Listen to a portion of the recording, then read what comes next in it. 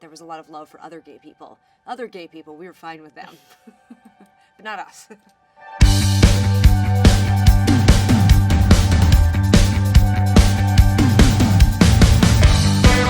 So Tegan and I decided to write a memoir about our adolescence and high school because we felt that it was the true origin story of the band, but also the people that we were then and are now.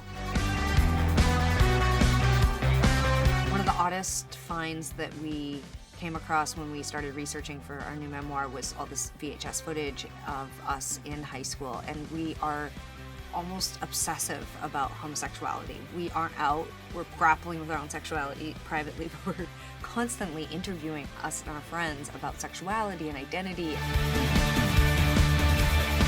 So I think we were a very defensive group when homophobia would come up. Like, I remember a kid in our group of friends who was obviously gay, but not out yet, him coming and telling a bunch of our friends that a teacher had written on the board something really offensive about gay people. And before he even had the story out, two of our friends jumped up, were outraged, and dragged him to the office to tell on this teacher. So we were like a very aggressive, like, if you wronged one of us, we would definitely tell you.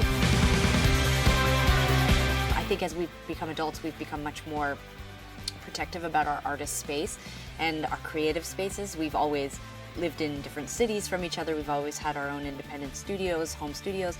We do a lot, the vast majority of songwriting alone before we start collaborating with one another. So as teenagers, I think maybe it was proximity. We were in bedrooms next door to each other, so it was easy to spend more time together actually working on the music. Typically when we would write a record, we both write a bunch of songs, come together, and then pick an even amount from either one of us to make, to compile a record. Whereas these songs, maybe because they were from so long ago, we really were just consumed with picking the best ones. We had a very democratic process, got a spreadsheet out, sent all the songs to a whole whack of people, and everyone kind of voted for their favorites. And rather than obsessing over creating an even number of Tegan songs and Sara songs, we really just focused on getting the best songs onto the record. And so, based on interest, like, I loved this one song that Sara had written called I Don't Owe You. I remembered it vividly from high school, and I really wanted to perform it on the record and give my sort of take of it. And there was a song called Keep Them Close Because They Will F You Too that Sara really liked of mine, and she wanted to rework it. So this is the first time we've ever done something like that.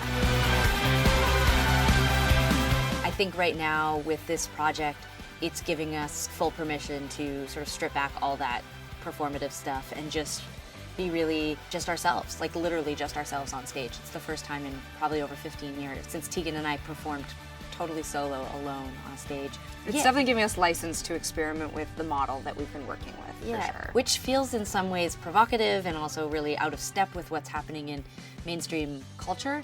Which we love. Which we love because it's like either we're trend-setting or we're standing apart from the group, which I think we've always sort of been interested in doing. We've made 8 other records and we've never had a female producer or engineer before. It just felt time to kind of try something new, and Alex Hope had the youthful sort of, proximity to adolescence. I think it was perfect for this project. And then from there we were able to find women to fill out every role, and it was a really exciting experience. It was really different. Energetically, it felt really different in the studio. That just came from being around women. We have a lot of women in our lives, and yet when we're in music world, we're always surrounded by men. A lot of inside jokes. A lot of times where we were like, oh my God, we've just been talking for hours. We need to actually make music, which was really exciting for us. My first sex notes. And they were written to me by my best friend, who was my secret girlfriend.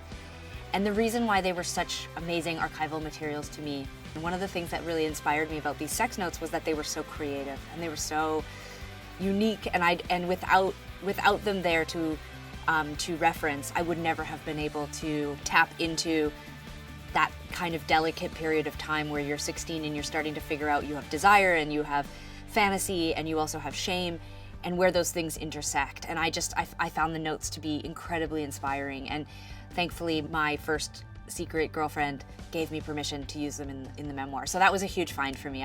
It would have really changed my process if I hadn't discovered them.